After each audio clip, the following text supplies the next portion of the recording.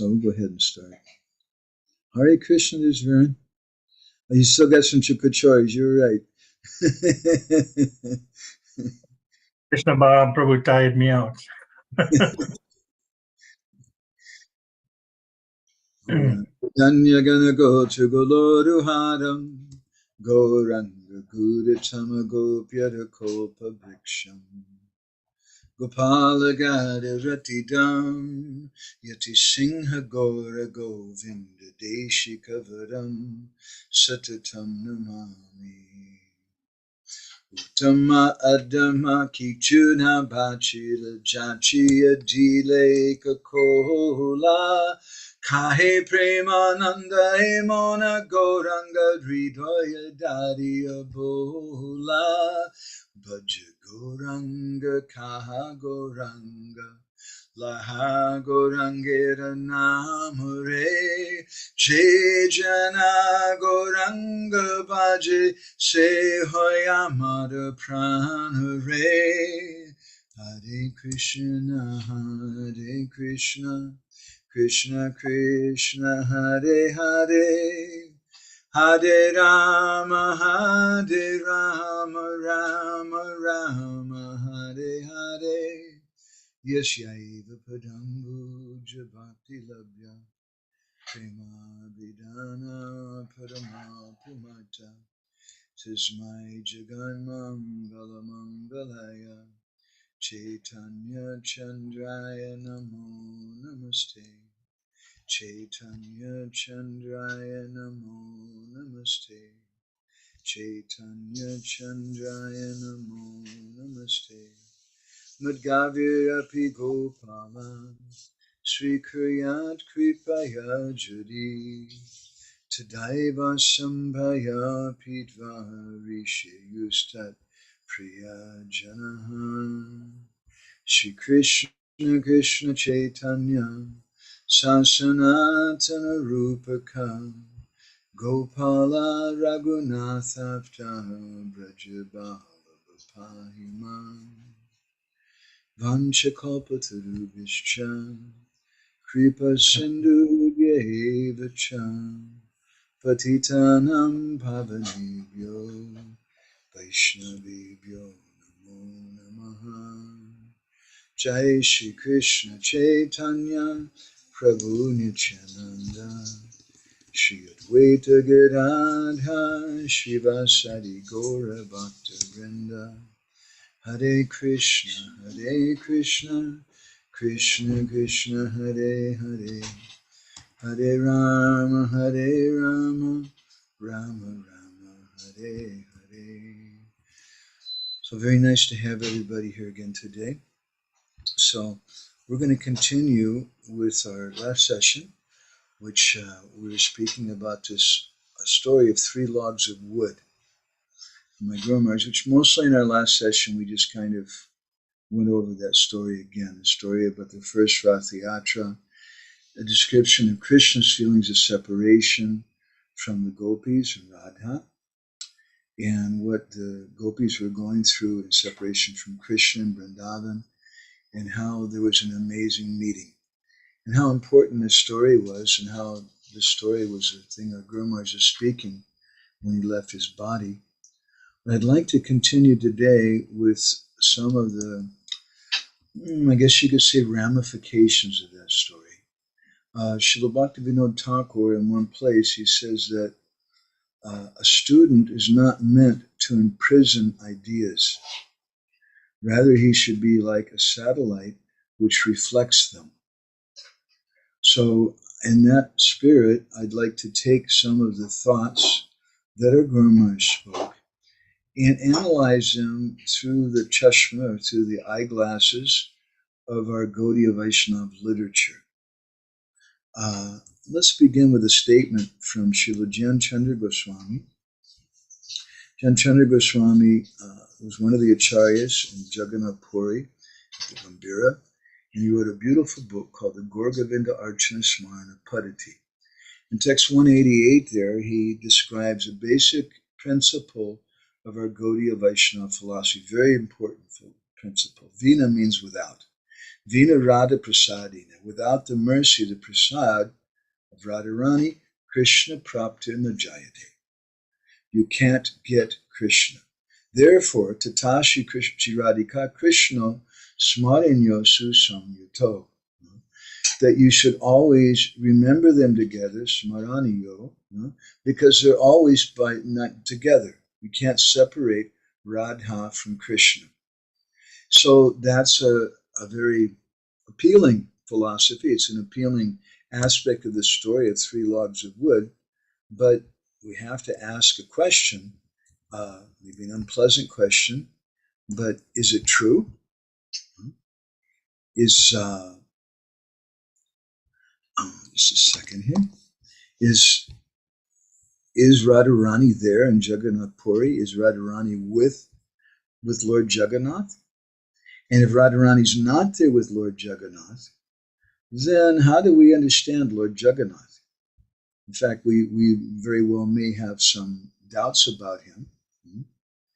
So I'd like to focus a little bit on that today. Let's see here. Just take up some nice.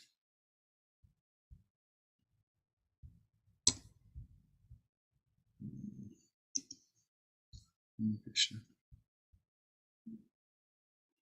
I'm just looking for something which had just occurred to me I wanted to have. Should just take me a minute. There we go.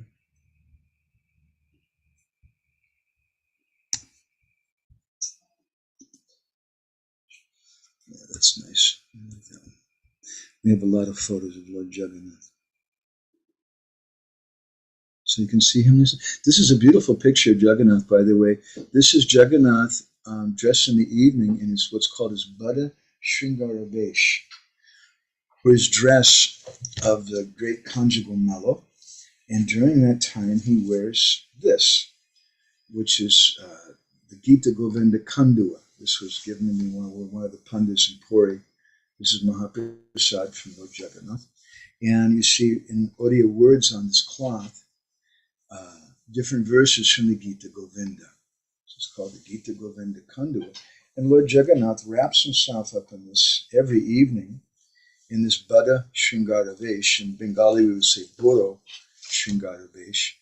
And you can see this on the cart. You can see this red-colored cloth, especially on the top with the green and yellow lines, like you see here in my hand in the photo. This is the same cloth wrapped around Lord Jagannath, and we have Tulsi and things on it. During this time, we spoke to a lady, actually has a service. Her name is Nalini Patnaik. And she has a very amazing service. She takes this little Nivea, is that what you call it? Yeah. Ladies have this Nivea cream, right? She's little things, and she makes sandalwood paste, and she takes Tulsi leaves, and she writes Radharani's name on Tulsi leaves with that sandalwood paste. And they offer those to Lord Jagannath every night, and they paste them on his heart. So there's some connection between Radharani and Jagannath. But the question comes to us today, considering this verse which we just spoke from, we just went over a little from Jan Chandra Goswami, that we should always remember Radha and Krishna together. And if you go to books like the Garga Samhita, you can see that even Lord Nrsingadev, he's with Radharani in some form. And even when the Lord comes as Narayan, as brahmacharis, and she also comes, she's the shadow of Narayan. You can't separate Radha from Krishna. She's always coming in some form. But how do we see that Sri Chaitanya Mahaprabhu is worshipping Jagannath and there's no Radharani there? So I'd like to examine a few verses today from our Goswamis. The first is a verse which is written in his Swaniyama Dasakam, Srila Raghunath Das Goswami. He's given 10 verses describing his personal vows or his personal mood. He's our acharya, which means he's someone who teaches by his achar. And he's given us this bhajan pranali. And he says there, Anadrik jogitam mapi muni ganarvanika mukai Tanivanam Gandavam Apincha Nigamaishta Priyatamam Ya Ekam Govindam Bhajati Kapati Dam Bikatyaya Tat Abhyarne Shinikshanam Apiyana Yami Bratam Idam. He says, not even for a moment, not even for a kshama, not even for 1 second, am I going to go near someone who's a hypocrite. And how is he a hypocrite? He's a hypocrite because he worships Krishna. Ya ekam govindam. He only worships Krishna, but bhajati kapati dam bikataya. He's a kapati, a hypocrite. He's full of damba, full of pride, because he's not worshipping Srimati Radharani. So I won't have anything to do with such a personality. And then Raghunath Das Goswami, he goes on to explain in a very beautiful way. Let's see here.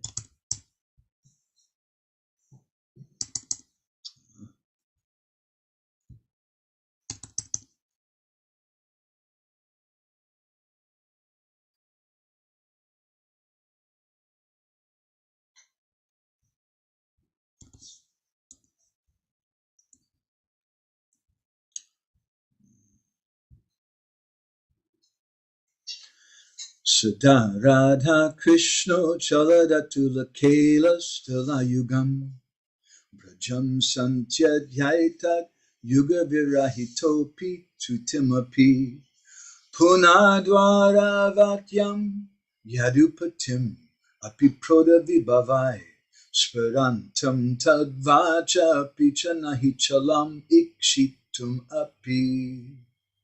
He says, even if I'm suffering in so much separation from Radha and Krishna, still, not even for a moment, I'm not even ever going to consider to leave Braj. I'll never think of even that.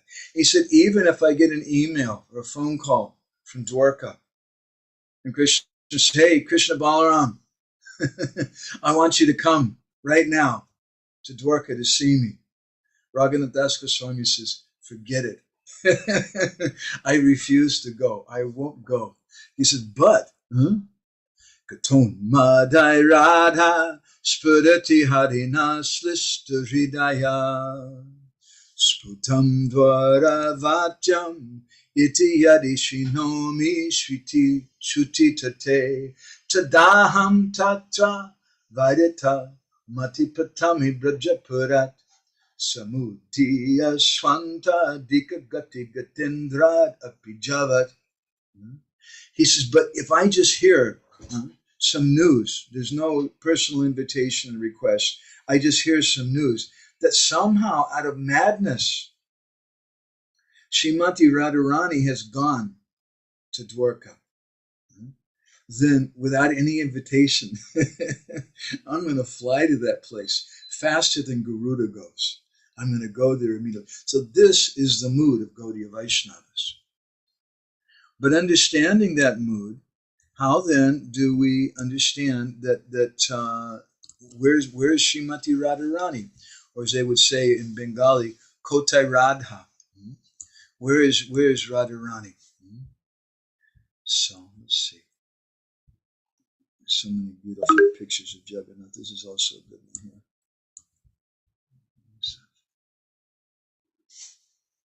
All the Pandits, actually, they consider Lord Jagannath to be, they consider themselves to be in Lord Jagannath's family. And so during the Ratha-yatra, it's common, all the Pandits, that they have their photos taken with Jagannath. This is also, you can see, you can look if you want, this is also Bada Shringara Vesh of Lord Jagannath. And you see again, this cloth, the edges. This is what Jagannath wears every night when he goes to meet Radharani and the gopis. But Krishna Kun has to come running and see. But where's Radha? That's nice. This is all kind of romantic to say this about the Bada Shringara Vesh and things. But where's Radha? And here's another photo right now too. I'll show you. This is Jagannath doing a Ratha-yatra also. And again, it's Bada Shringara Vesh. The Bada Shringara Vesh is very, very dear to the devotees. There's a number of different dresses of Lord Jagannath.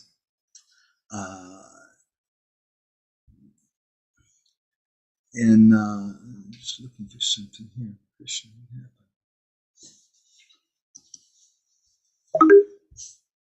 I guess I'll show this one too.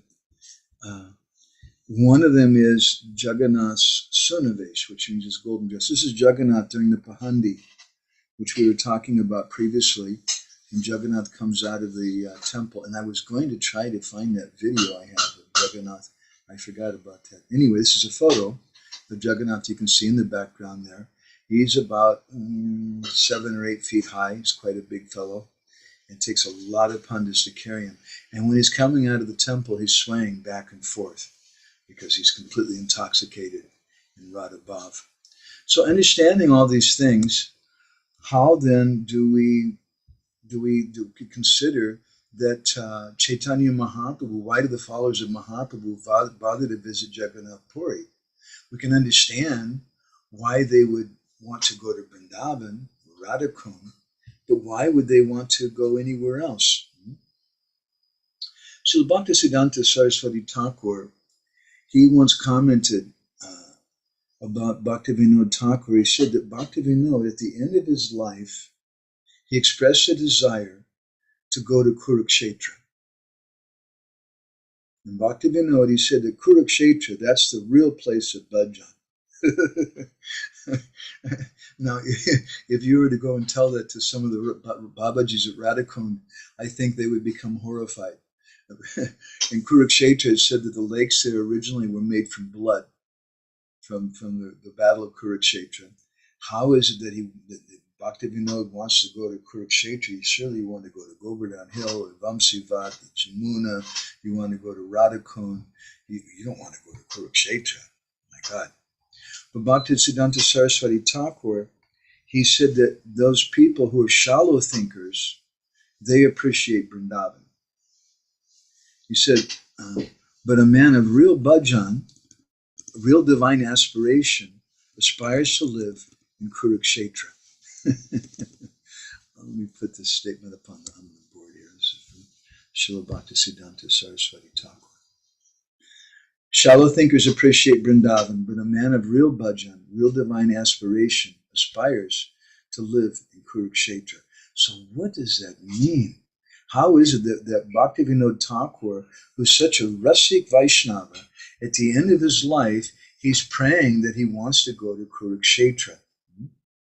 Bhaktivinoda, Srila Bhaktisiddhanta explained, he wanted to go there because he understood that Radharani had gone to Kurukshetra at the time of the solar eclipse to be with Krishna. And in Kurukshetra, Radharani is in a tough spot. There's all Krishna's wives there. There's so much opulence and gold and jewels and warriors and everything. There's no Jamuna River. There's no Vamsivat. There's no Govardhan Hill. There's no Radhakund. So Bhaktivinoda, he wanted to go to Kurukshetra because he saw that at Kurukshetra, Radharani's need there was the greatest. And he felt that wherever the need was the greatest, service was the most appreciated. And Srila Prabhupada has given some purport about this meeting in Kurukshetra. Let's see, I'll put this up on the thing here.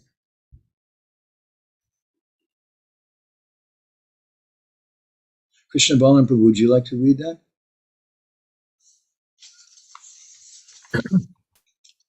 In his purport to CC Madhya 13.120, Srila A.C. Bhaktivedanta Swami Prabhupada explains how Jagannath Puri is like Kurukshetra. After giving up the company of the gopis in Vrindavan, Sri Krishna, the son of Maharaja Nanda, engaged in his pastimes at Dwarka.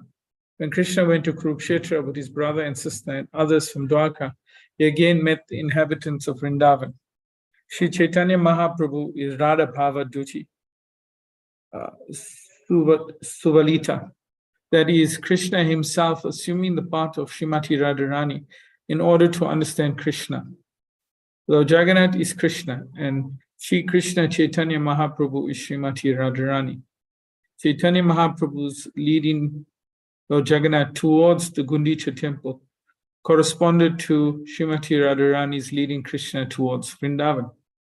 Shri Kshetra Jagannath Puri was taken as the kingdom of Dwarka, the place where Krishna enjoys supreme opulence. But he was being led by Sri Chaitanya Mahaprabhu to Vrindavan, the simple village where all the inhabitants are filled with ecstatic love for Krishna. So this purport, which by the way is pretty much a translation from Srila Bhaktisiddhanta Saraswati's commentary, is saying the exact same thing that our Guru Maharaj was saying, and we went over in our last session, that Jagannath is Krishna and Chaitanya Mahaprabhu is Srimati Radharani. Prabhupada's directly saying it here. And that the mood in Kurukshetra is the same mood that we find in Jagannath Puri. So today I'm just trying to explore a few more of the ramifications about the story, that we heard 3 logs of wood.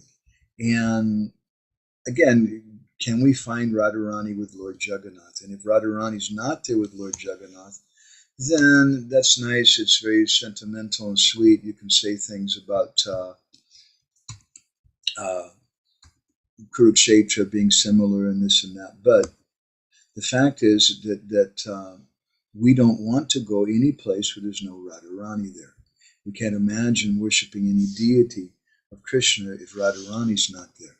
So how in the world then do we understand Chaitanya Mahaprabhu going to Jagannath Puri and staying in Puri? Why wouldn't he stay and worship Krishna in some other place? So if Radharani's not present there, or is she present there? Now we wrote something about this some years ago. I'm advertising our magazine a little bit. This is the 12th issue of Sri Krishna Kathamrita. And when we printed this, I remember several scholars, including Krishna Chaitanya Maharaj, he came to me and he was so pleased. And he said one of the nicest things, actually, that I've ever heard. He said that Madhav Nandi said, you ask questions nobody's even thought to ask before. And not only did you ask them, but you gave Shastra answers to it.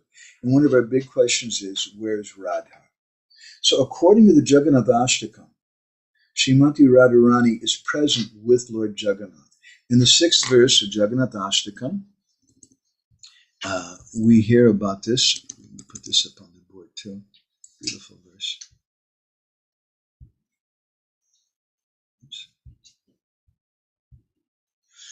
Para Brahma Pida Kuvalaya Dodot Fulanayano Nibasi Niladro Nihita Chadano Nanta Sirasi Rasananda Radha Sadasavapur Alingana Sukho Jagannath Swami Noyana Patagami Bhavatume. It's a very, very deep verse. It's speaking about the position of Lord Jagannath. The Sanskrit is a little cryptic, a little difficult to perhaps understand, and perhaps for that reason, there's different translations given for it. I remember seeing one translation that Para Brahma Pita Kuvalya Dolot Fulanayano means that he's always putting his feet on the head of Lord Brahma. But that's a little strange. Another better way, I think, to understand that is Para Brahma. Para Brahma Pita Kuvalya Dolot Fulanayano, that he's the fully blossoming form of Para Brahma. In other words, he's the last limit, or the last manifestation of Param Brahma, which is exactly what Guru Maharaj spoke about in the story when he spoke about how Lord Jagannath is Madhurya Rasa Ganaiti Murti, or he's a condensed form of conjugal mellow. He's Mahabhav Prakash. He's the form of the greatest ecstasy of Krishna. So that's Param Brahmapita Kuvalya Dolot Fulanayano. Otherwise, how do we understand this strange form of Lord Jagannath? Gaudiya Vaishnavas want to see Krishna with a flute and a peacock feather in Vrindavan with Srimati Radharani. And here's this form, with all respect to our beloved Lord Jagannath, with this big smile on his face and big eyes and shrunken hands and feet. And it looks a little strange. I remember the first temple that I ever went to was New Orleans. I was a street musician at that time. We went there for Mardi Gras.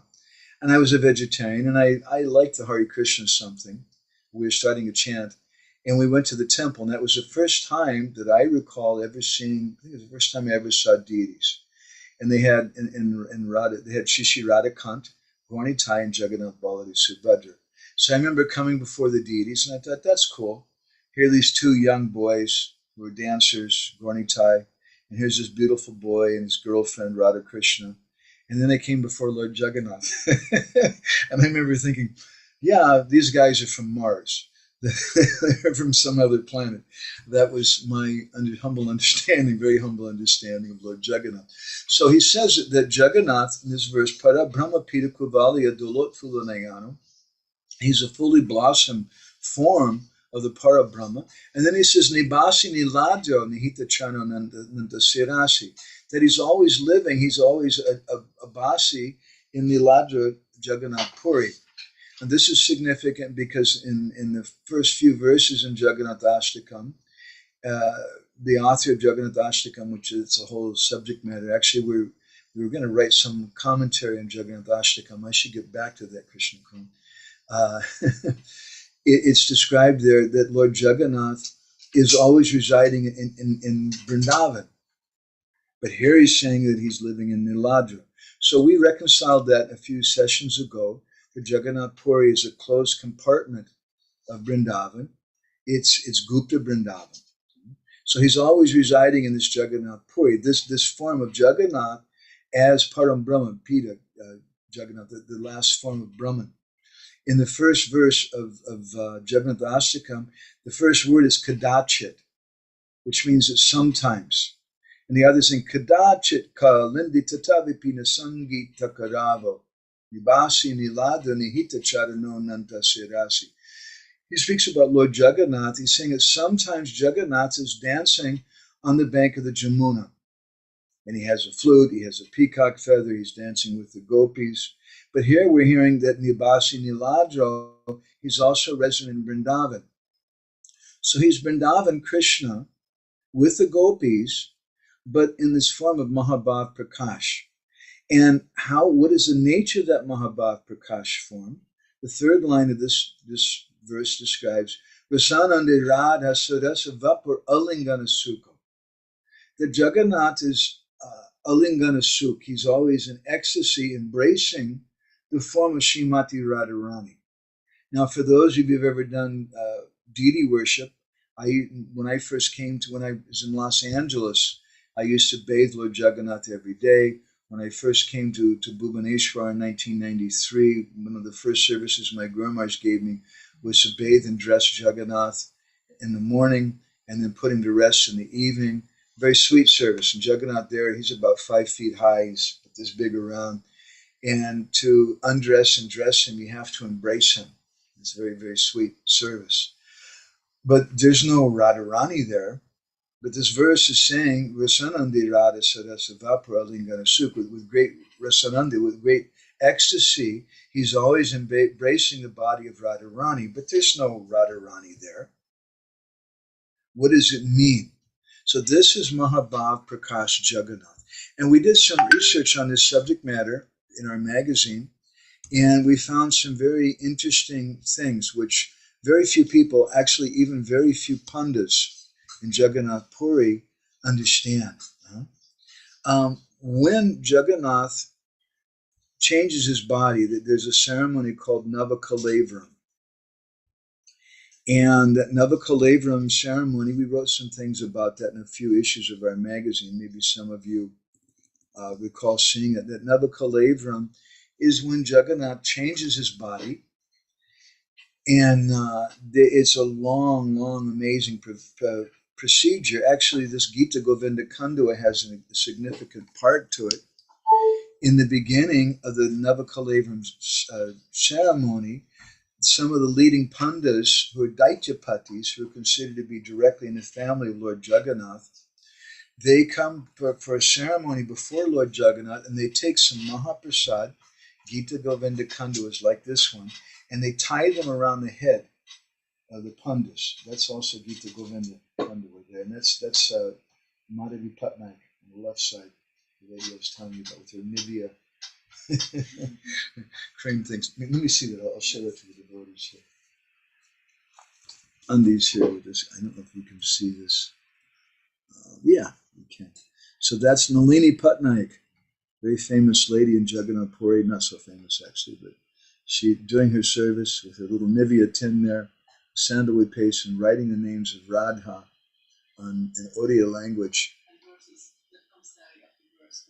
Yeah, in the Kansari verse sometimes, but more often Radha, because it's kind of hard to write the whole Kansari verse on one Tulsi leaf at a time.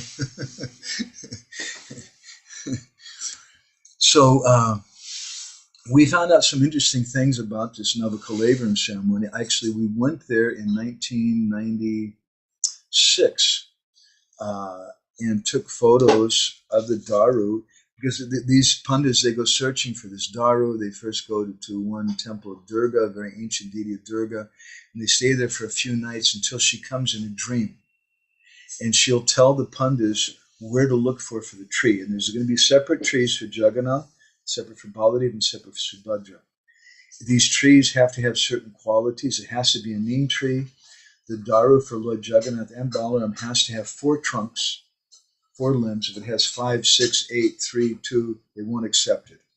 It has to have 4. On the tree, it has to have a Shankar Chakra Gada Padma, the symbols clearly of Lord Jagannath, somehow naturally in the tree. There also has to be a lake nearby it.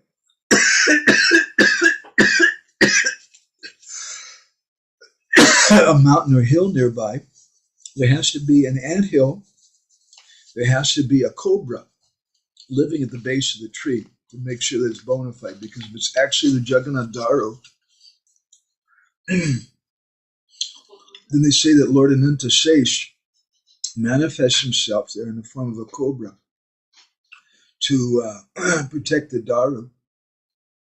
There has to be a Shiva temple nearby. There has to be a crematorium. There has to be several particular rare kinds of trees growing there. So we went there after they found that tree, and there's big crowds of people. And there's a cobra there, sure enough. We didn't take a photo of the cobra ourselves, but someone else gave us that picture. I don't have those pictures with me right now, but we printed them in the previous issue of our magazine. So that tree then, they do some artik to the tree. Then they have one panda come with a gold axe, an axe that's made out of solid gold. It's about as big as a toothpick. And he touches it to the tree. And then they have another panda come with an axe made out of solid silver. It's also about as big as a toothpick. And he says, "This fish is too hot, that's okay." I'll get used to it. And he touches it to the tree. And then they have a third panda who comes with an iron axe, and that's a big axe, and he gets to do the hard work. And he cuts the tree down. After they cut the tree down, they cut off all the branches, they take off the bark, and they worship the tree. They perform an abhishek, chanting Purusha Shukta mantras. And then they do a secret ceremony. Now, for those of you who, I don't know if any of you have studied deity worship, I used to be my Guru Maharaj's pujari, and under his instruction and order, I installed, 6 or 8 different deities, Radha Krishna and Mahaprabhu and Prabhupada, and different deities at different times. Not something I like to do these days. But anyway, that was for Guru Maharaj, because I'm not such an expert person. But the deity, when you make a deity, you can go to Loy Bazaar and purchase a deity, but all that is just some material form. It's brass, maybe it's wood, maybe it's stone, and there's a form there, but the personality doesn't know who he is. Kind of like a baby. When the baby first comes out of the womb, baby has no idea who it is. So when we do puja, similarly, the pujari, we also have to give us some identity to ourselves. So we perform what's known as nyasa. And nyasa means you recite some mantras, you purify, you spiritualize your body. so that you can actually worship the deity, you can come in contact with the deity. So when, after they've performed this Abhishek with Purusha Shukta mantras, then they perform some special nyasa. Now, this nyasa is very secret because this gives the identity of the deity. Even before they perform the prana pratishta, where they give life to the deity, they perform this nyasa, kind of telling him who you are. And then later they call that. So I managed to find out that Shoda Nyasa mantra. And I'd like to ask Ujjwala Prabhu if you can recite this. It's kind of a strange meter. Maybe it'll take you a minute to figure it out. You seem like you're pretty good with meters. Can you recite this? 1 second, Bruce. Yeah, just look at it for a minute. The last tune I was using won't work with it, I can tell you that. What do you think, Krishna?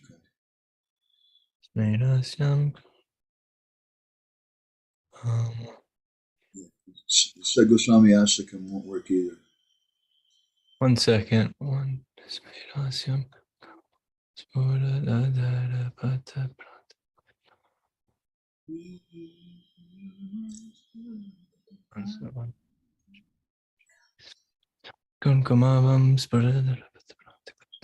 It's the same thing as Vandeham Shrugdara.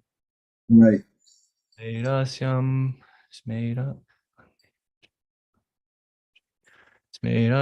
kunkumabam spuradarapatta pranta klipta vaguntam ramyam veshena. 1 second.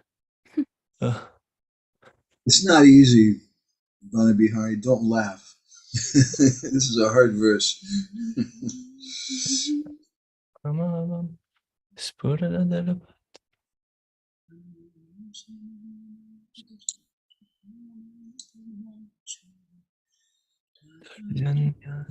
Tarjanyang Gushta Yuktya Kamale Yunjatim Nagavali Paranam Karana Yatakshim Tribhuvana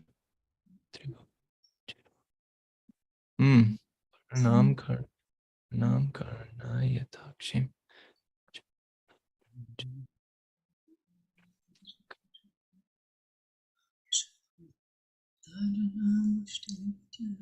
You got a Krishna Kund?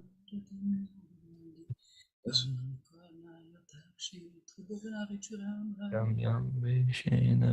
Let's let Krishna Kund try, and you can read the translation. Go ahead, Kund. Just try.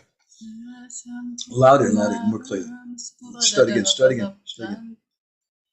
Smerasyam kumkumabam spurad adarapata pranta vipta vaguntam ramyam veshena vene kritachikurashikalam vipadmam kishorim tajanyang yuktya harimuka kamale yunjatim nagavalli parnam karnayatakshim tribhuvana ruchiram radhikam bhavayami. Is that bona fide, Ujjwala Prabhu? That's good. Okay. That's why she's my better half. You want to read the translation, please? I meditate on Radhika, who is the most beautiful girl in the 3 worlds. She has a smile on her face, and her complexion is the color of kumkum. Her veil is made with the border of her splendid lower cloth. Her dress is delightful, and a lotus hangs at the end of her braid. She appears wonderful in her fresh youth, and her eyes extend to her ears. With her thumb and index finger, she is placing a betel leaf into the lotus mouth of Hari. So this is the Saranganyasa, that Sodashanyasa mantra that they use to worship Lord Jagannath. This is the hidden identity, the hidden inner identity of Lord Jagannath from some of the head priests in Jagannath Puri. And very practically, none of the Pandits know this is a secret mantra. Lord Jagannath on the inside is Radha, on the outside is Krishna.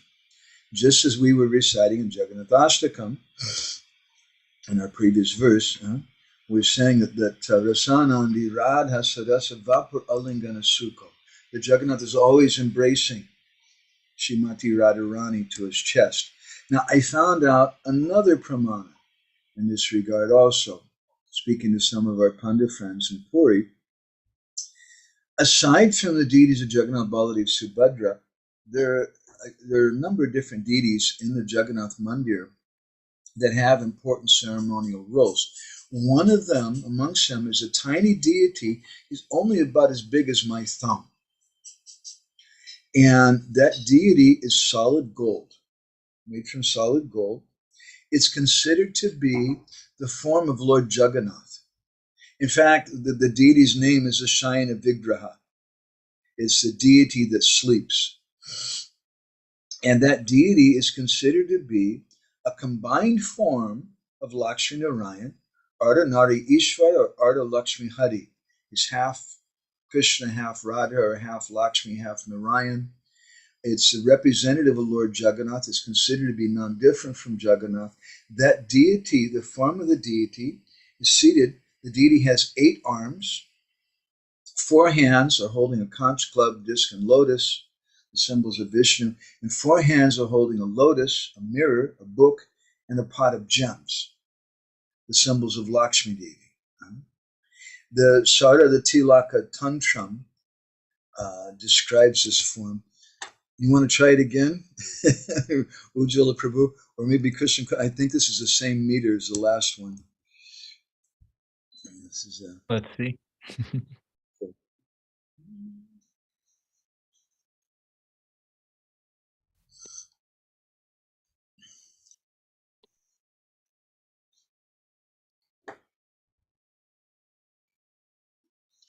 Vidyutchandani Bhamrapu Kamalaja Vaikuntayo Vekatam Praptam Sneha Visena Ratna Vilasad Bhusha Bharadam Kritam Vidya Pankaja Darpanam Manimayam Kumbham Sarojam Gadam Shankam Chitram Amuni Vibradamitam Dishashchiram Yasada.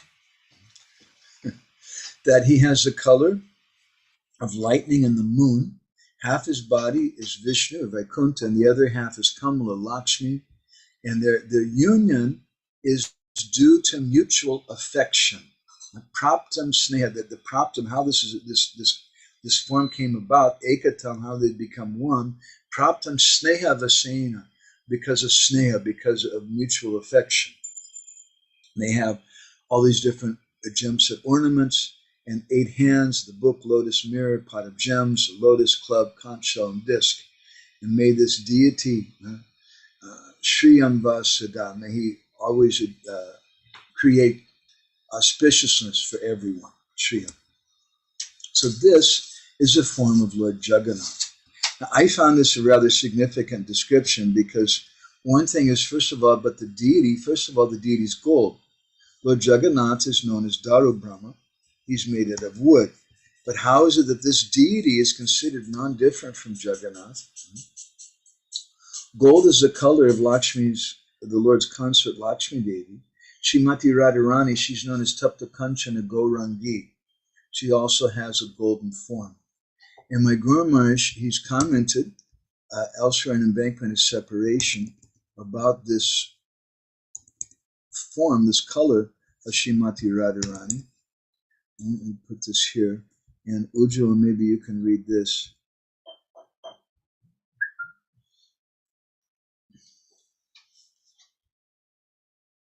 Go ahead. When we speak about prema, it has a gradual development. The first rise of prema is called rati. When rati becomes more and more condensed, it develops into sneha, man, pranaya, raga, anuraga, and bhava. Then comes mahabhava, which further develops into rudha mahabhava, adhirudha mahabhava, modanakya mahabhava, and then madanakya mahabhava, the topmost. This is the gradual development of prema. When prema has developed to the stage of anurag, its complexion is the color of the rising sun, aruna varna. When anurag becomes more condensed, it becomes bhava and then mahabhava. The color of mahabhava is golden, gauravarna. So Rishabhanu Nandini, the daughter of Rishabhanu Raj, is Madanakya Mahabhava Mayi. The color of that Madanakya Mahabhava is molten gold. Therefore, Radharani is Taptakan Chinagaurangi, the color of molten gold. So this is supporting what my Guru Maharaj is saying, that Lord Jagannath then, he's the form of Krishna who's feeling separation from Srimati Radharani. We understand from Srila Jiva Goswami that Radha and Krishna are non-different. There's a beautiful set of prayers called the Jugalashtakam, which Srila Jiva Goswami has composed. And he says that Krishna Prema Moyi Radha, Radha Prema Moyi Hari. That Krishna Prema Moyi Radha. What is Krishna? What is Radha? Rather, Radha, she's just made out of pure love for Krishna. That's who Radha is. She's pure love for Krishna. And Radha Prema Moya Hari, Hari Krishna, he's Radha Prema Moya. He's the embodiment of love for Radha. Jivane Nidane Nityam Radha Krishna Gatir Mama. And he prays that in life or death, Radha and Krishna, they're my only shelter. So in this Jugalashtakam, in the 6th verse, he gives a beautiful verse. Let's see here. I'll put this up here.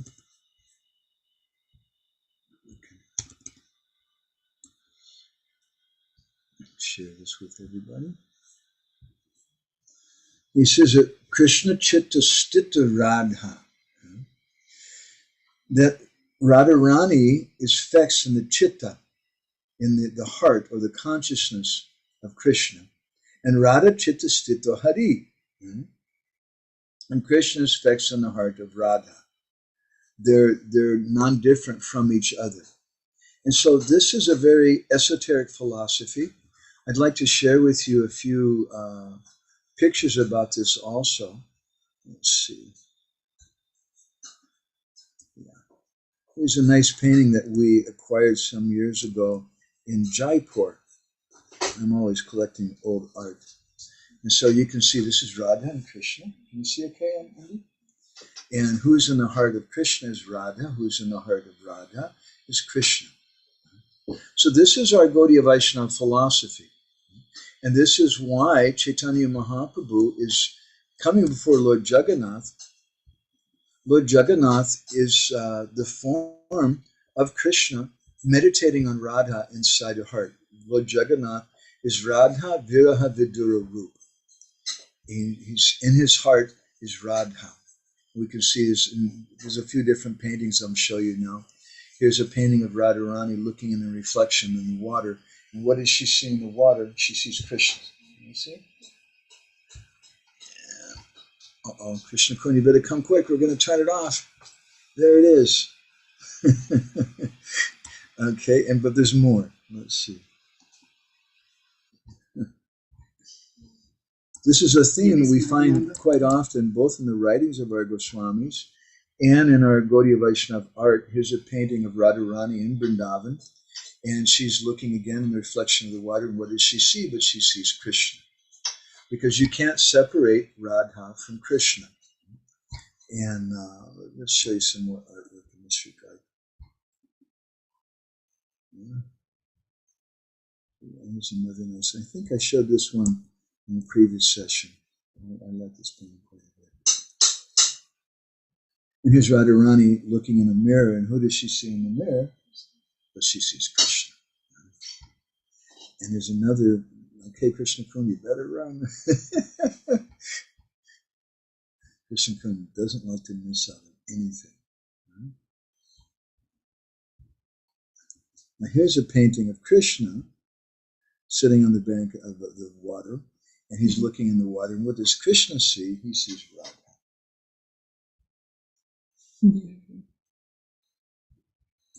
And let's see, I've got another one here. This is a painting which was done in 1862 by an artist named Warwick Goubel. He was a Britisher, and he was interested in Vedic culture, Vaishnava culture, and he made this painting of Radha and Krishna. And you can see a very beautiful painting, Radharani looking in the water, and who does she see in the water? But she sees Krishna.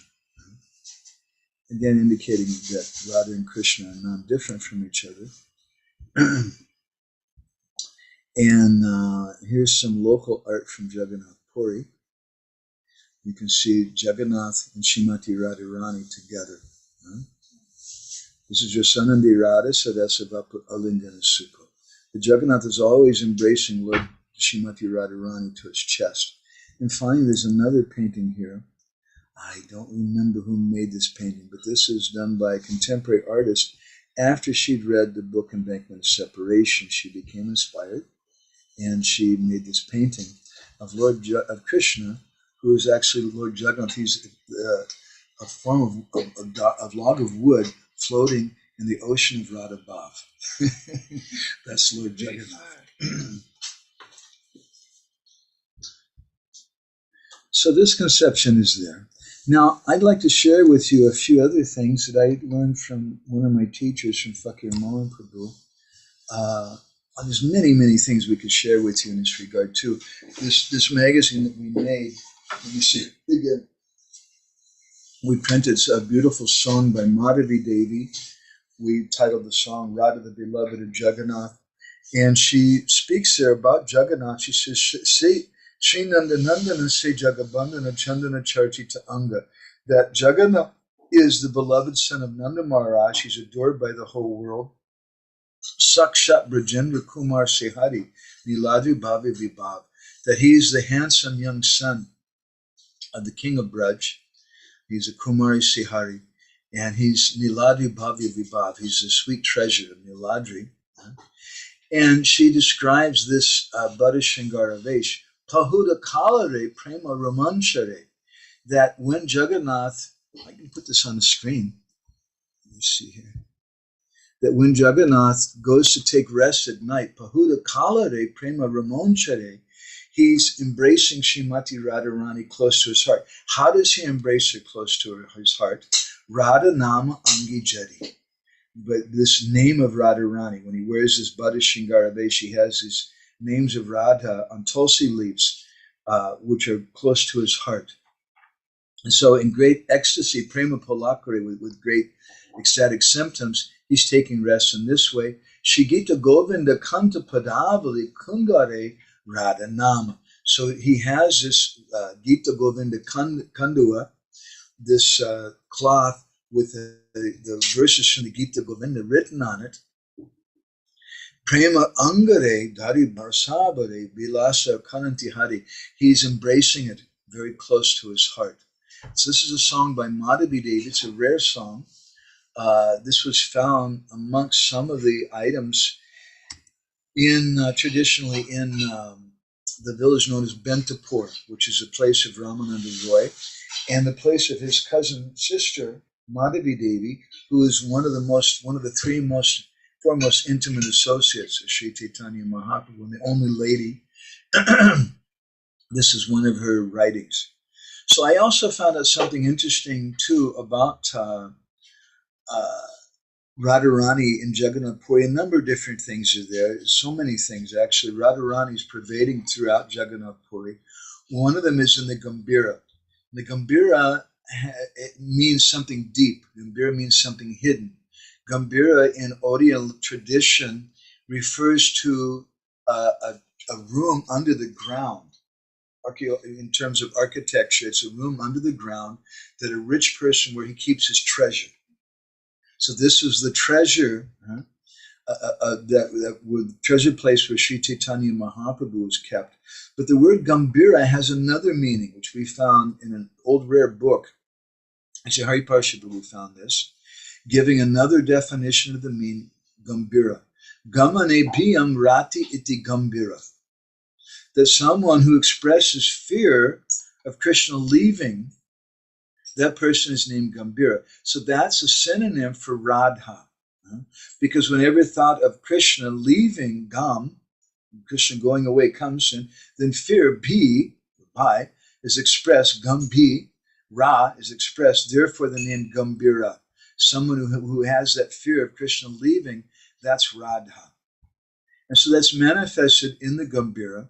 We also found out some very interesting things historically about the worship of Radha in Braj. You'll be interested to note that before the last part of the 16th century, before the end of the 1500s, there was no historical worship of Radharani in the deity form in Braj. But that historically, that deity form, that deity worship of Radha came from Jagannath Puri, came from Orissa, came from Cuttack, actually. Maharaj Purushottam Jana, who is the son of Maharaj Prataparudra, he heard that there was no deity of Radha. But Rupa and Sanatan, they discovered Govindaji, they discovered Madan Mohan, but there was no deity of Radha. They were worshipping Radha with him, but they were doing it mentally with mantras. Maharaj Purushottam Jana, who is the son of Maharaj Prataparudra, he heard about that, and he sent the first two deities of Radha from Orissa for Govindaji and Madan Mohan. And Madan Mohan kind of did a little fast one, as we might say. And he came in a dream to the Sevik, and he said, actually, these deities are not both Radharani. One of them is Lalita, and the other is Radha. So you should install both of them with me. And never mind Govindaji, I want both these deities. So those two deities, and they're still there today, in Karoli, in Rajasthan, with Madan Mohan. And he told him, you should install the little one as Radha on my left side, and the bigger one you should install as Lalita on my right side. And so the Sevik of Madan Mohan did that accordingly. So then there was a problem. Govindaji then has no Radha with him. And when Maharaj Purushottam Jana heard about that, he was really unhappy. Now, I'm speaking a little something from the Bhakti Ratnakar of Narahari Chakravarti Thakur.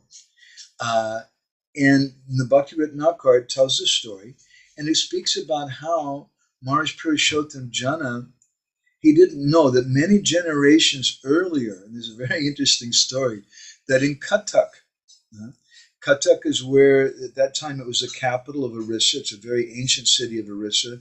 There's still one of the palaces of Maharaj Prataparudra, remnants from it there, and the deities of the Panchatattva, which he established. That's coming in our next magazine, those pictures, so stay tuned for that. There in Cuttack, there was an area, a village, known as Radhanagar, which was near another area called Krishnanagar.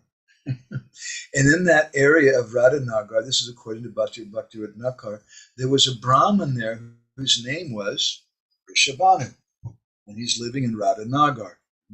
So he had a deity. Who was he worshiping? His name is Rishabhanu. He's living in Radhanagar. He had a deity of Radha. And he was worshiping that deity like his daughter. So when the king of Puri heard about that, he went there for darshan, and then he went back to his palace. And then Radharani came to the king in a dream, and she told him that I want you to install me at the Chakrabeda, the boundary wall. It's called the Chakrabeda, the boundary wall around the Jagannath temple. I want you to install me on that wall there. So the king very happily did that. And over hundreds of years, people forgot that it was Radha, and they started worshiping that deity as Lakshmi Devi.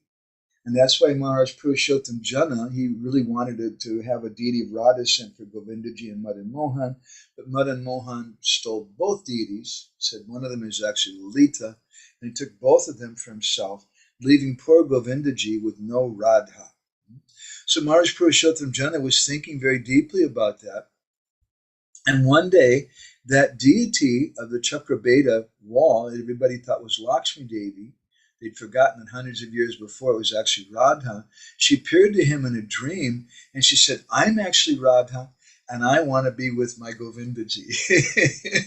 You have to send me to Vrindavan.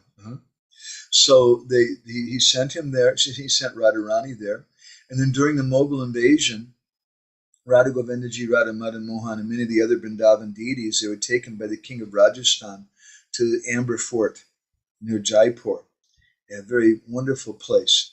And then later during Jai Singh II, who lived around the early 1700s, he took Radha Govindaji from Amber to Goltagadi. And at that time in Golta, there's a significant history there. The Sri Vaishnavas in Golta, they objected. They said, you can't, they told the Gaudiya Vaishnavas, they said, you can't worship Radha Krishna like this. And they gave two reasons. The first reason they said, because you're not a real Sampradaya. Because any real Sampradaya, you should have your own commentary on Vedanta Sutra. And the second reason that they said you're not allowed to worship this deity, it's not a small thing for someone to perform some deity worship or to have some bhajan pranali in India. They said the second reason is because you're worshiping Radharani like she's superior to Lakshmi Devi. And we don't appreciate that because we're Sri Vaishnavas. We like Lakshmi Narayan. So Vishwanath Chakravarti Thakur sent his illustrious disciple Baladi Vidyabhushan to Golta, and Govinda Ji personally spoke to him the Govinda Bhashya. And then he wrote later another commentary called the Sukshma Bhashya, the Sukshma Tika, his own commentary on that Vedanta Sutra, and thereby he saved the day. So this is an important part of our Gaudiya Vaishnava history. To this day, in terms of literature, in terms of iconography, in terms of statues, in terms of poetry, in terms of tradition, the oldest worship of Radha in India comes from Orissa. Now we know, according to the teachings of Chaitanya Mahaprabhu, that the oldest worship of Radha comes from Braj. But at a certain point that was lost during the course of history and the Mughal invasion, different things.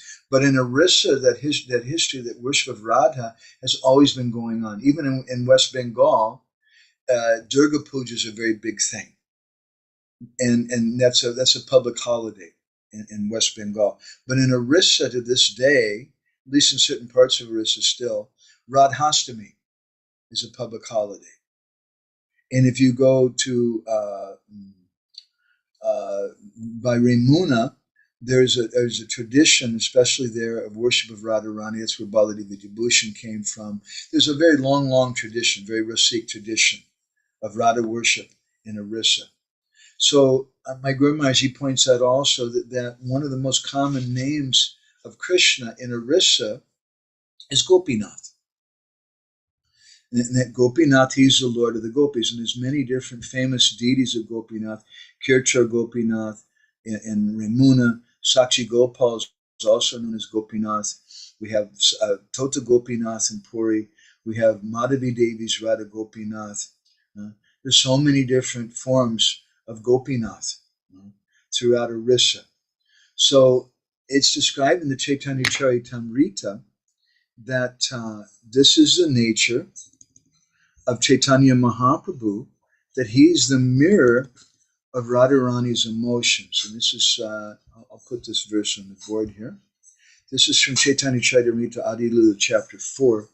Radhikara Bhava Muti Prabhura Antara Se Bhave Shukaduka Ute Nirantara Sheha Lila Prabhura Krishna Virhara Unmada Brahma Moya Cheshta Ada Pralapa Moya Vada. Some mistakes. This is what happens when you work with diacritics, and sometimes we have certain macros, but if you do them in the wrong order, it can screw up some of the diacritics. So anyways, this is correct now. So this is the heart of Chaitanya Mahaprabhu. It's the image of Radharani's emotions. Again, there's no difference between Radha and Krishna. And Chaitanya Mahaprabhu is Radha on the outside, but Krishna on the inside.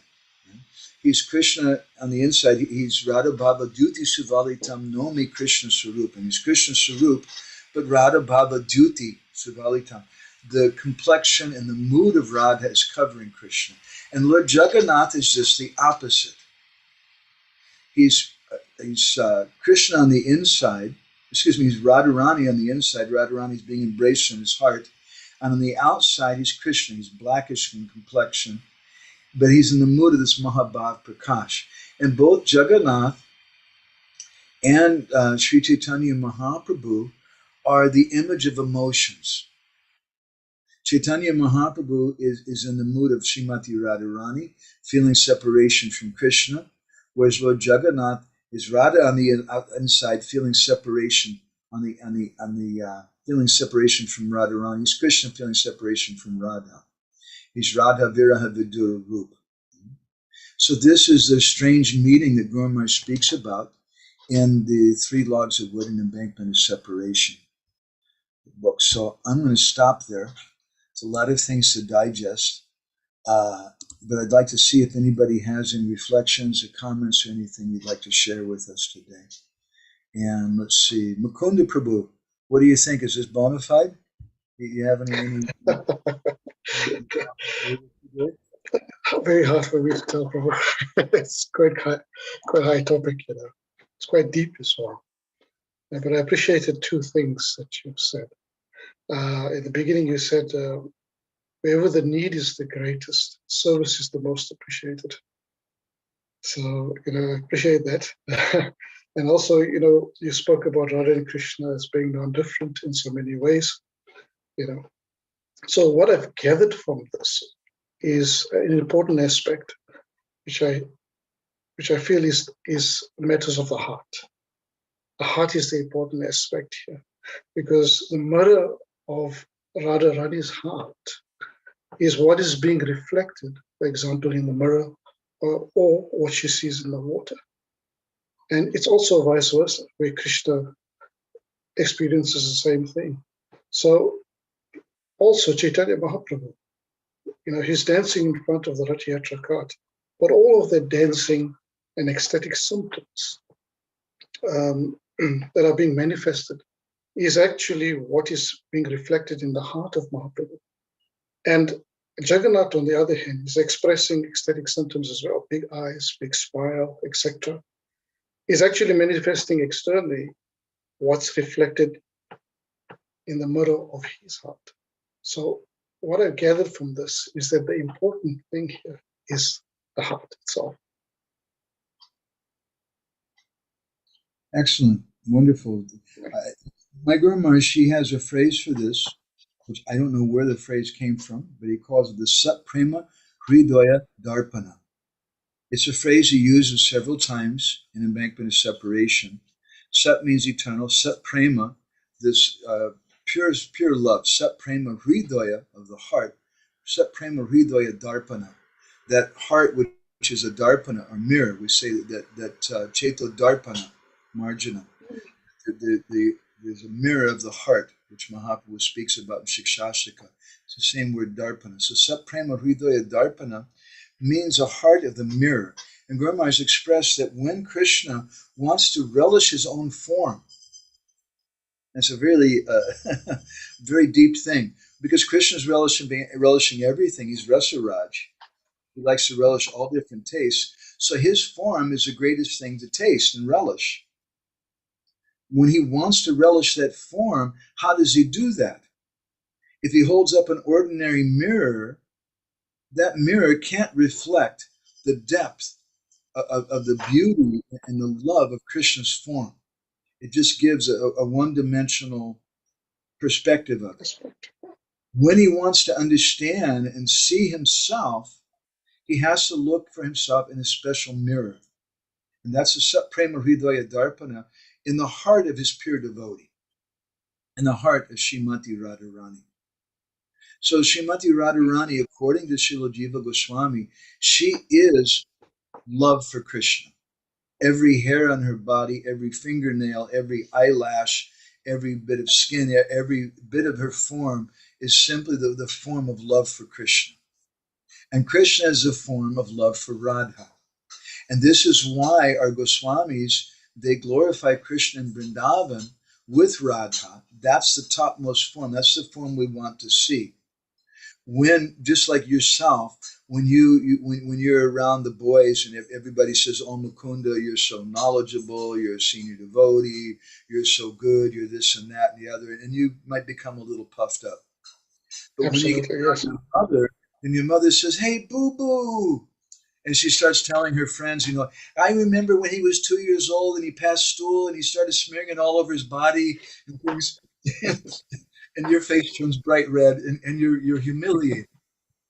You become a different person when you're with your mother. You're a different person when you're with your friends, a little different. You're a different person when you're some woman who loves you. You're a different person when we were the teacher who's chastising you. You become a different person according to the relationship you have with the person that you're meeting. A young girl, when she meets a boy and the boy's like really checking her out and he's lusty over her, then the girl naturally she starts moving in a certain way. She becomes more beautiful because she feels the vibe of that, and that affects her. So that's in a gross way in this world, but in a divine way, in the spiritual world, that glance, therefore Krishna wants to have the glance of the gopis. And the greatest service that the gopis do is looking at him. That sounds rather paradoxical in the sense that we're taught that we don't worship the Lord for our own pleasure. But here we're hearing at the same time, the greatest thing the gopis give to Krishna is their glance, looking at Krishna. How is that the greatest thing? Well, if we look at it from the perspective in a perverted way in this material world, the greatest thing a boy can give to a girl is he's checking her out, or vice versa. And that's like the greatest thing in your life. Wow, did you see she was looking at me, man? You know, and there's that kind of vision. That's the greatest thing. So this is a perverted reflection in the material world of the gopis looking at Krishna with love, and their glance at Krishna has no lust for themselves. It's just pure love for Krishna. And when they look at Krishna, Chaitanya Charitamrita describes that Krishna's beauty begins to increase.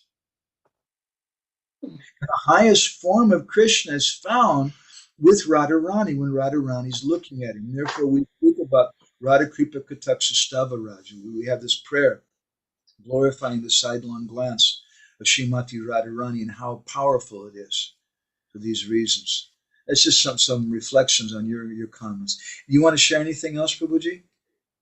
Oh, thank you. That's good enough. Just while you were speaking, I was just thinking about your Guru Maharaj, and then towards his last moments on this planet, what was reflecting in his heart at that time when he was actually speaking about this particular topic. Yeah. I was just reading some statements today from Bhaktivinoda Thakur. Our next issue of our magazine, I think we're going to make it about the most fallen, a topic which appears a lot in our Gaudiya Vaishnava literature, and discussions on humility. And Bhaktivinoda, he says that you may make some external statements of humility, but that doesn't mean you're really humble.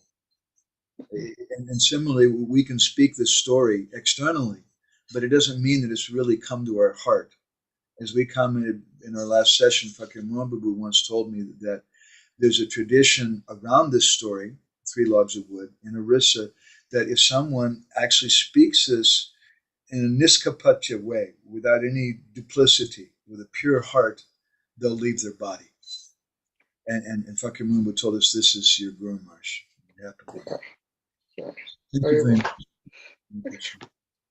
Viren Prabhu, what do you think about all that? Do you want to share anything? Any comments from you?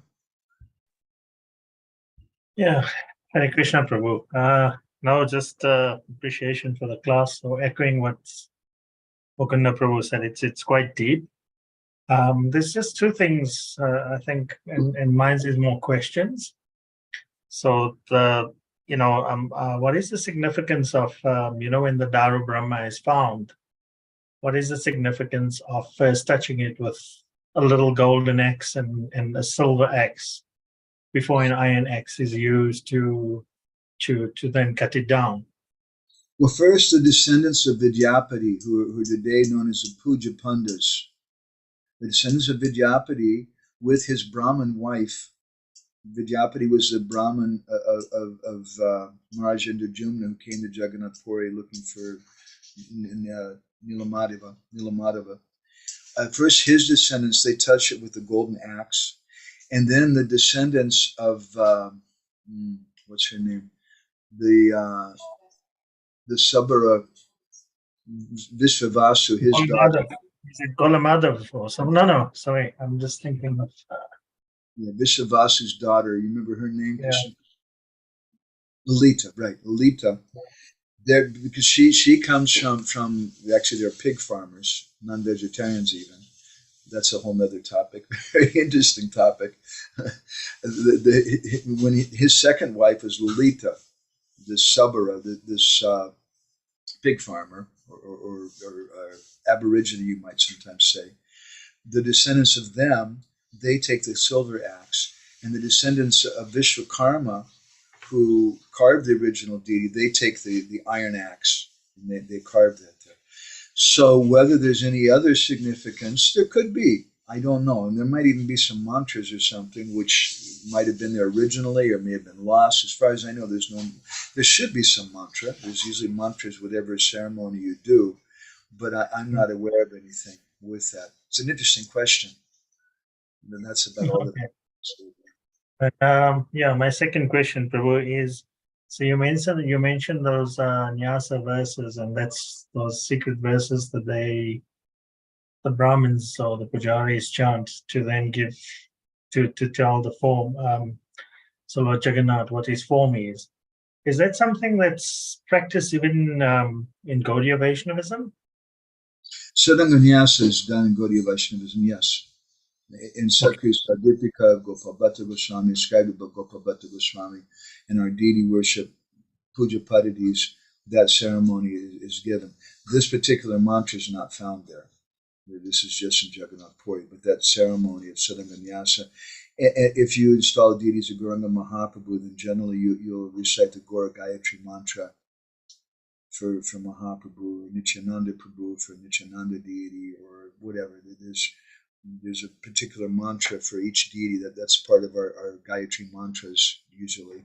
And there's other Gayatri mantras also, which we don't usually chant for Nityananda or for Radharani, etc., which are used to establish those deities too. So each deity has that mantra, and that's why when devotees in our line have second initiation, they get those Gayatri mantras, and that enables them to worship the deity. They have some authorization to do that. That's a real short comment about it. Is that okay? Yeah, that's it. Thanks, Prabhu. So yeah, that's it from me. Okay, thank you very much. And how about Bana Biharani? Would you like to share anything today?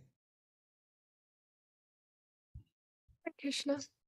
I was appreciating hearing about these mantras that are used to give Jagannath his identity, and how actually it's a mantra about Srimati Radharani. That was very sweet to hear. I don't remember hearing it before. So yeah, that's sorry. You have our magazine, right? Yes. Somewhere, yeah, you can look in there. It's in that article. It's a long article with a lot of different conceptions of Jagannath. People have so many conceptions for us in our life, in our social life. Some people don't like us. Some people think we're just great. Some people think we're scholars. Some people think we're demons. We have our mothers. We have our friends. We have our lovers. We have so many different relationships and identities that go along with those. So also, Krishna and Jagannath have so many different, unlimited ways that people see them. We brought that out in an article called The Hidden Identity of Lord Jagannath, beginning speaking about how Lord Jagannath is perceived by the politicians. And I've seen it, if you go to Ratha-yatra, you'll see the politicians and also the movie stars, and people come and they give them some special seat. And they like to have their photo taken at Ratha-yatra, so they get some votes. And they'll say that Jagannath is a cultural symbol. And it's true, Jagannath is a cultural symbol, but he's much more than that also. And it goes on like that. Okay. Thank you, Bana. Ujjwala Prabhu, anything you want to share? I was also just kind of floored by that mantra, and that you were able to uncover it. And I mean, it must have been amazing when you were able to find that, and then the realization of what it was, and they're giving Jagannath his identity, and it's Srimati Radharani. It's a mantra worshiping Srimati Radharani, and the implications of that with Gaudiya Vaishnava philosophy. And so that just kind of hit me when you presented that. I've read that magazine, but things slip out of your head, many things over the years, and it's just really amazing, Prabhu. Somehow Guru Maharaj has engaged us in different ways, and although we're very, very unqualified in terms of education and language and behavior and so many things, but still somehow we're engaged in this service. And for me, this was one of the biggest things in my life.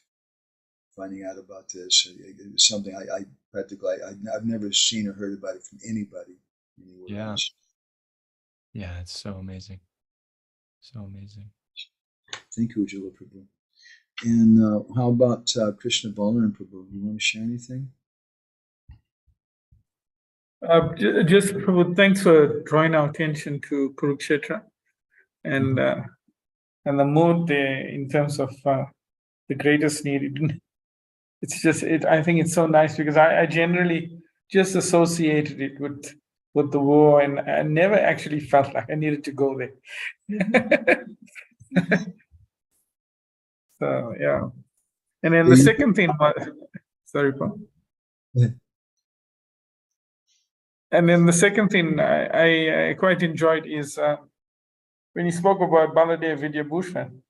And I was just thinking, would one of the reasons why Srila Prabhupada puts a commentary down for Srimad Bhagavatam be that he wants to also establish a sampradaya after him, not after him, but establish this sampradaya coming after Prabhupada? One of the reasons Srila Prabhupada gave this, well, we can say that's what Acharya means. We all have, just like a ladder has so many different rungs to it. And wherever we're at, that rung belongs to us of the ladder. That's our support. That's our whole everything. And so Srila Prabhupada is our current representative. And yes, he gave us Bhagavatam. And he did a very, very important service in his own words, that he gave us Bhagavatam in the language for common people to be able to understand, which is something that hadn't been done before. And he encapsulated the language of our Goswamis. Srila Prabhupada, there's a story that there was one, what's his name? Hridayananda Das Babaji, who was staying, I actually had his darshan once, he passed away a few years ago. He was staying right near the Radha Damodar temple. And he knew Srila Prabhupada, and he used to hear some crying at night and some strange sounds. And finally he came out one night, and it was the middle of the night, and he looked out and he saw Srila Prabhupada with a broom sweeping in Rupa Goswami's, front of Rupa Goswami's Bhajan Kutir and Samadhi. And Prabhupada was crying and begging, please, please bless me. Please speak through me. Please allow me to give this Krishna consciousness to others. And so he later told that story to Mula Prakriti Mataji, Prabhupada's disciple, who compiled a lot of stories about Prabhupada before Prabhupada came to India. Amazing stories. It's a wonderful book by her. But I found that very significant. We also heard in a similar way that Srila Prabhupada was going to the Shripad of Advaita Charya. And there he was also praying and crying the plea. He was going there every day, the Pujari members, and just crying for blessings to be able to do this service. And Prabhupada commented sometimes that all the acharyas, they blessed him. So what did they bless him in particular with? Bhakti Rakshak Sridhar Maharaj, one of Prabhupada's exalted godbrothers who was very dear to Srila Bhaktisiddhanta, he once commented that our Srila Prabhupada is a Shakti-Vesh avatar. Well, that's not just a small thing to say. When you say that someone is an avatar, a Shakti-Vesh, is a Vesh of some Shakti, some potency has been given. What potency? We say that Narada Muni is a Shakti-Vesh avatar, he's Bhakti Shakti. And the four Kumars are Shakti-Vesh avatars of Jnana Shakti. There's different personalities who are Shakti-Vesh. So what is Srila Prabhupada a Vesh of? What Shakti? He commented that he had the potency of Lord Nityananda to spread Krishna consciousness all over the world. And I like that very, very much. Srila Prabhupada, he commented many times, he said, I've not given anything new. all that I've done is I've given what our previous acharyas have given. And in many places in the Bhagavatam and other places, Srila Prabhupada, he recommends, he said, for more information, one should read Brihad Bhagavatamrita, Sanatana Goswami. He says, false devotees think that one should not read the works of the Goswamis, like Jiva Goswami's Sandarbhas, but one should read them. In the first chapter, the first canto of the Bhagavatam, he says that one should read the different commentaries in the Bhagavatam. And these are things which Prabhupada himself didn't translate. But Prabhupada said we should have them. What Prabhupada did was he took this mood and this conception of our Goswamis, empowered by them as a Shakti Vaishnava, and he put it in a language that Westerners can understand. It doesn't mean that the works of the Goswamis are useless and we should just burn all of them now and they have no utility. Prabhupada himself, again and again, repeatedly, he said we should read the works of our previous acharyas. But Prabhupada has given us something to introduce us to Krishna consciousness and give us the basics of Krishna consciousness. Not just the basics, but to give us everything within his books. But as my Guru Maharaj commented, sometimes he gave that in kind of a sutra form sometimes, in a short kind of way. So that's my humble understanding of this great personality, Srila Prabhupada. Just as we've been saying that you know, your mother sees you in a certain way, but Nanda Rani sees you in a different way than your mother does. She doesn't appreciate you in the same way your mother does. And your boys see you in another way, and your friends see you in another way. And who's really correct? Each person sees according to their vision. And that's all that we can do. When we speak about Srila Prabhupada, we can say Prabhupada is so great, but I can only speak according to my realization of it. This is my humble understanding of Srila Prabhupada. Is that helpful? Yes, Prabhu. Thank you so much. Class was very nice. I want to ask Nanda Rani to correct anything maybe you said and give us a last word. But Ujjwala Prabhu's got his hand up, so I'm going to turn to Ujjwala. You had something you wanted to add? I was going to ask you, Prabhu, it's just because Baladev Vidyabhushana, Sri Baladev Vidyabhushana was brought back up and thinking about Puri and him and Srimati Radharani. I had heard previously, I don't remember where I read this, maybe it was perusing some of Damian Martin's stuff, because he's so involved with Baladev Vidyabhushana. He's the man. He's amazing. But I was wondering, because we've been talking about Srimati Radharani and Puri a lot today, I remember hearing that because Baladev Vidyabhushana is from Raimuna, which is in Puri, I remember hearing that he was from a Brahmana lineage that was actually worshipping a particular Upanishad that actually mentioned Srimati Radharani. Yeah. I don't remember where, but I was wondering if you researched this at all. Yeah, the Atharva Veda, the Kusha Bodhini Shruti of the Atharva Veda. Fakir Mohan Prabhu, actually that's coming in our next printed magazine, not this little window magazine, but an excerpt from Purusha Bodhini Shruti, where it's described there that Yata Bharga Vijamana Govardhana Ratna Samasana Bimla Sadosa Chandika Sadosa Gopyaha. Fakir Mohan used to quote that Sanskrit quite often, speaking about how Jagannath Puri is Gupta Vrindavan, and how the Bhargava River is not different from the Jamuna, and the 16 gopis, the Asasakis and the Astamanjaris are in Vraja and Govardhan Hill, or in Puri, and Govardhan Hill is there, etc., etc. That Purusha Bodhini Shruti in the Ramuna area where Baladev Vidyabhushana comes from, that's the only remaining place in India that we're aware of where there's a living tradition of that Shruti. You're probably aware. The Shruti literatures, they're heard, Shruti, and they're repeated, they're memorized by certain Brahmins, and then therefore, according to how much that Brahmin knows, he may be an Ekvedi, or a Dvivedi, or a Trivedi, or Chaturvedi. If he's a Chaturvedi, that's like a big thing. That's how much of the Vedas they've memorized. So there's a living tradition to this day, as far as I know. We visited there years ago with Fakir Mohan Prabhu to the village of Baladev Vidyabhushana. They've made some shrine for him there, the government of Orissa. Sridhar Swami also comes from there. I didn't know that. Commentator, what are important commentary on the Bhagavatam, the Bhavarta Deepika. Thank you for that, Hare Krishna. Thank you. So, Nanda Rani, And Krishna Balaram's being nice lately? Yes, Prabhu, he is. But as he was talking, I was thinking that we probably are going to have to go to Kurukshetra when we make a trip to India. So yeah, I also found that that was a nice point.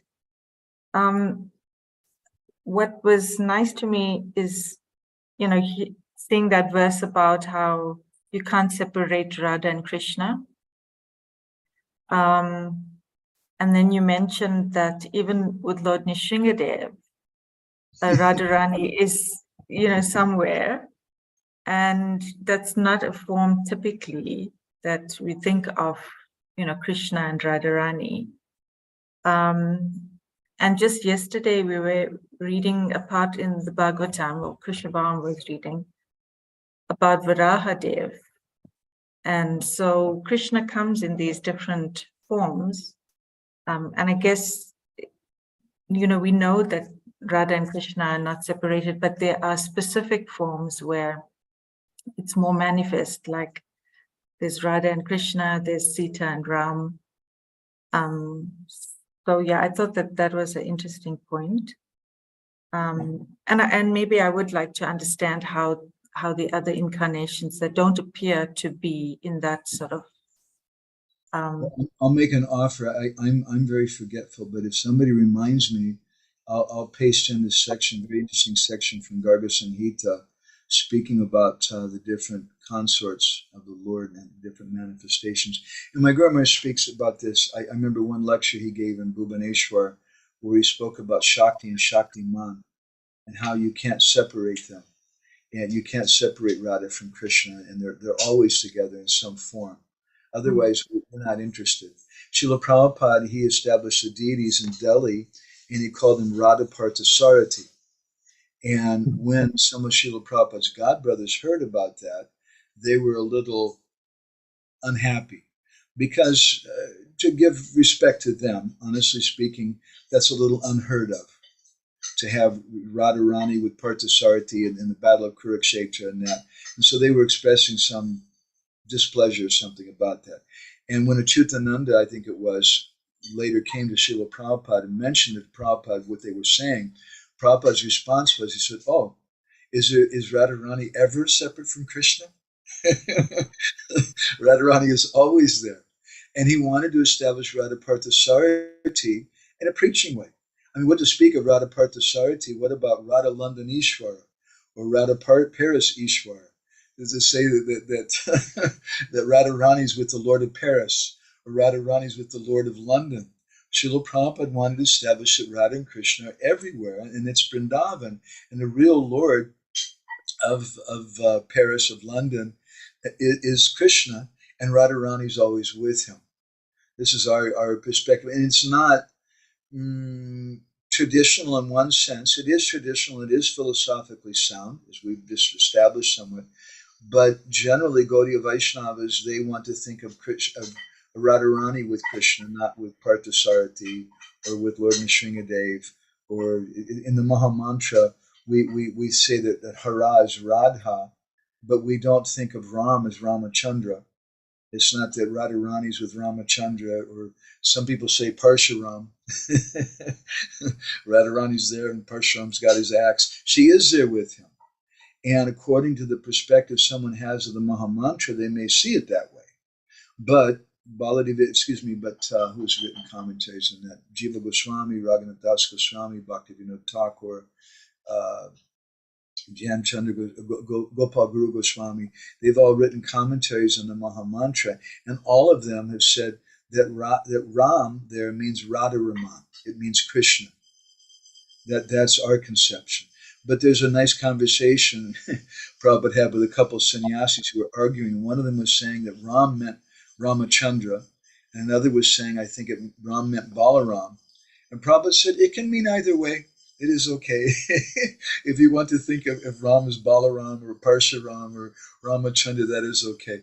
But our acharyas, they're speaking, our Siddhanta, how Ram means Radharaman. So, like that. It's in a hidden way. Okay? Is that good? Yes, thank you. Yeah. And then just I was thinking as you were talking, this is more on a personal note, that I was actually feeling like I'm so unqualified, which I know you've covered previously, that we have to hear. I was thinking about, that point about Lord Chaitanya being Radha and Jagannath being Krishna in one sense. I've never really heard about that and I've been a devotee for quite a while, in the sense that a couple of years. And what I'm trying to say is that, we hear the pastimes, but we may not actually understand the pastimes at a bit of a deeper level. And that's what I was thinking. And after, Krishnamam's laughing that I said that we've been devotees for a while. In our minds, we've been devotees for a while. But yeah, that thought just went through my mind. Yeah, for most people, and it's important for us too, as we covered in previous discussions, why are we even speaking about these things? Oh my God, this Prabhupada didn't directly speak this, but Prabhupada did speak this. We were just reading that purport. Prabhupada said Chaitanya Mahaprabhu is Radha and Jagannath is Krishna, and they're meeting in Kurukshetra and Jagannath Puri. Prabhupada directly said that in that purport. But we should understand that our acharyas always speak according to a particular person's adhikar. And we should respect that. It's not that I read some Ujjwal Nilamani or something, I learn a little Sanskrit, and now I want to really impress people. Maybe I can get some hot girl to run after me or something. So at the Sunday feast lecture, I'm going to go on like this and speak some certain things. That's not Gaudiya Vaishnavism. That's just some nonsense. We make friends with people and we speak with them according to their level. And if you speak to a butcher on the street, someone who makes a living out of killing animals, but they're interested in Krishna, then you may speak to them. Maybe you might talk to them about vegetarianism, and that might just blow his mind. Wow, that's such a very, very deep thing. I didn't think about that. There's something I came across recently I was going to post about how if the number of animals that we kill in the world, the percent, if we did the same number with humans, the whole human race would be wiped out in a few years. If we killed the same number of human beings that we kill animals. So that, for devotees, that's not something we're so much interested in talking about. But at Govinda's restaurant, that might be something which would really blow somebody's mind. It would be a really powerful thing to share with them. So we have to speak according to the particular person. And it's not wrong to speak about how we're not this body. We all still need to hear that.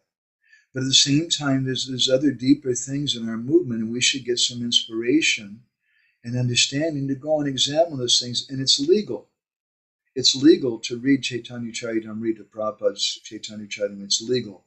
It's legal to read Krishna book. It's legal to think about those things. It's legal to read some of these books of our Goswamis, but we should do it in a proper attitude of service. That attitude is what's important. And if someone goes at it with the attitude like apparently what was there of the Gopi Bhav Club in Los Angeles, where they were reading for their own pleasure, and it's a controversial history. I don't want to get into it very much, but there's different perspectives given of it. I come from LA, and I've heard from different devotees that some people misrepresented what was going on.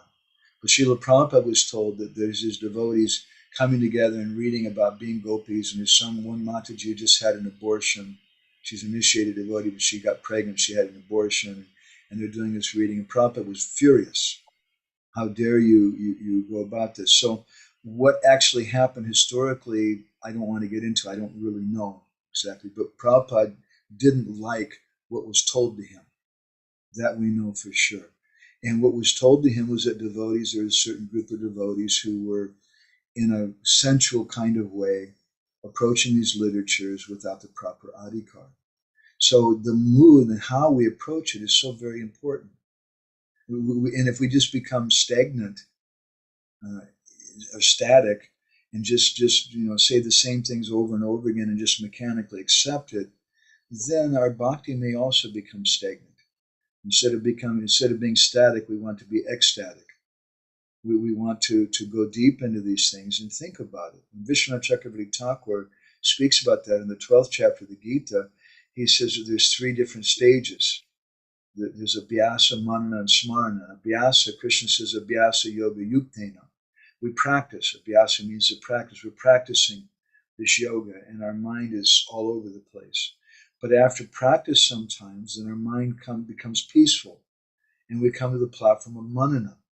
And then we need to start thinking about why we're worshiping Jagannath. Why Jagannath has this form. I heard a lecture once from Bhakti Bringa Govinda Maharaj here in Hungary at Shivaram Maharaj's Vyas Puja.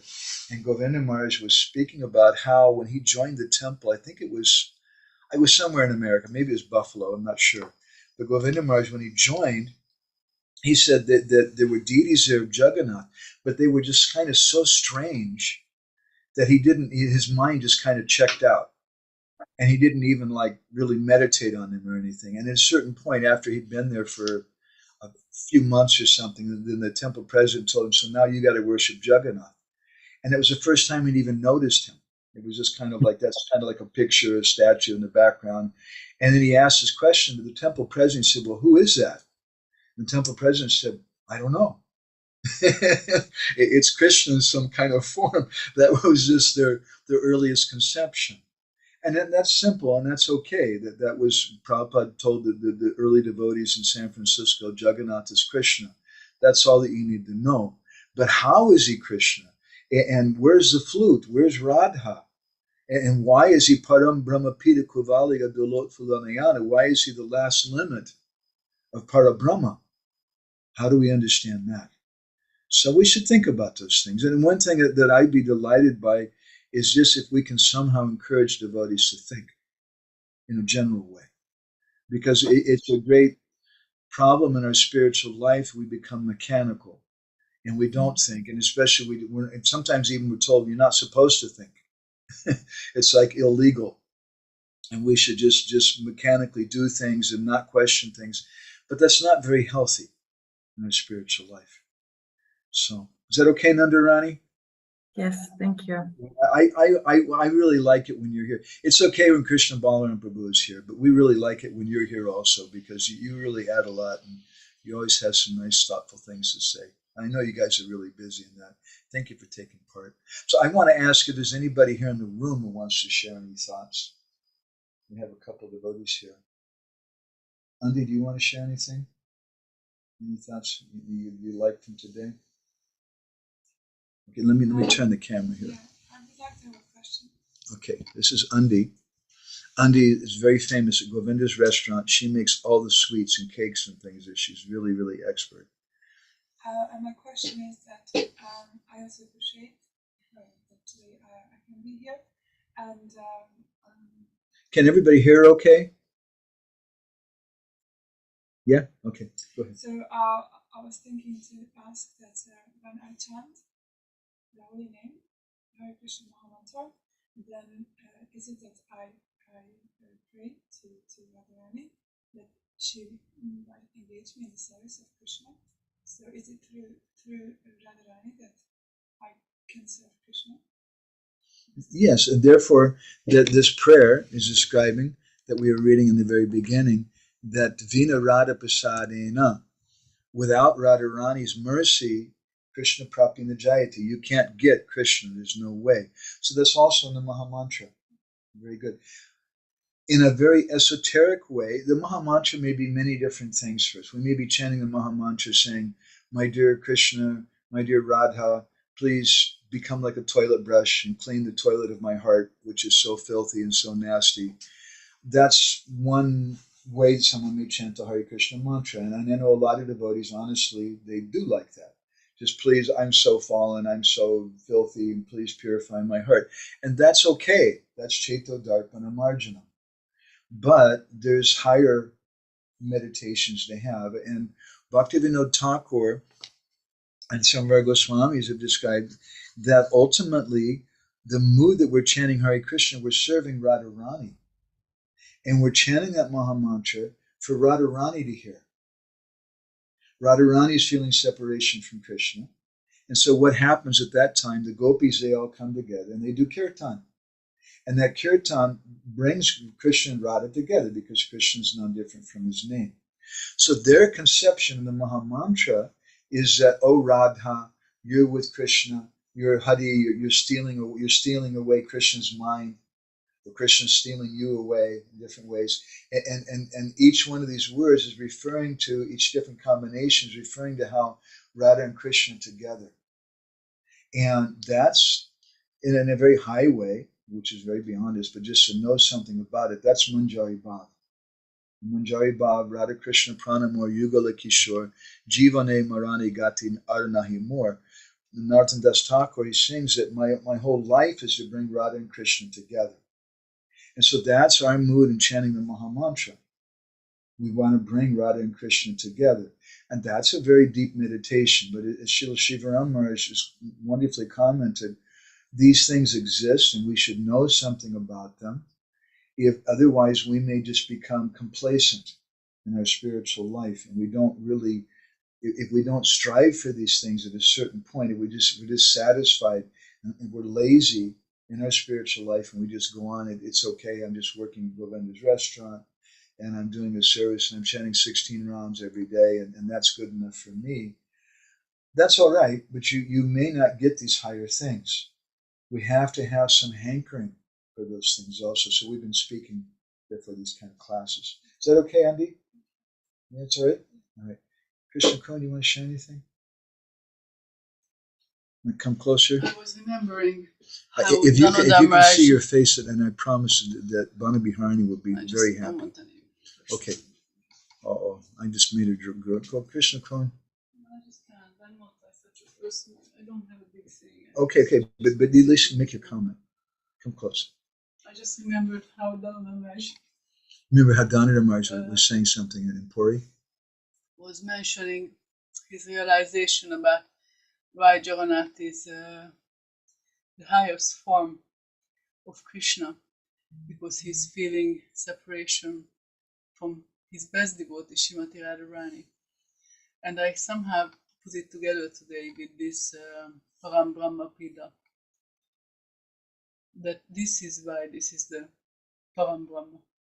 This is the highest form of Brahman. This is Krishna, who is feeling separation from his best devotee, because that Radha Prema is even the Guru is Guru of Krishna also. That's the highest.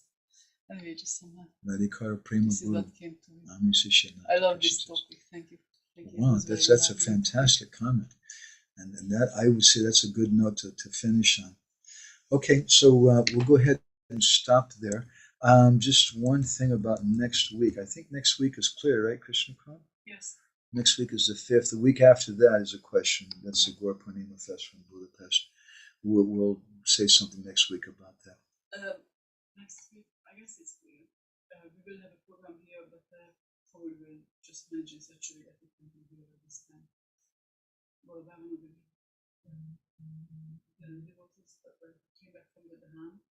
Oh, they're going to have a program next Sunday. Yeah, but at that place. Maybe we'll just figure it out. Okay. So there's a slim chance. We'll just keep everybody informed. Okay. All right. Okay, so thank you very much. Hey, Bana Biharani, maybe you can come back on in a minute or something and we can have a short discussion or something, okay? Okay, so thank you all very much. Srila Prabhupada ki jai, Samaveda Bhakta ki jai. Vamsha Kopadurubhishcha, Kripa Sindhu Bhya Vacha, Patitanam Pavanebhyo, Vaishnavebhyo.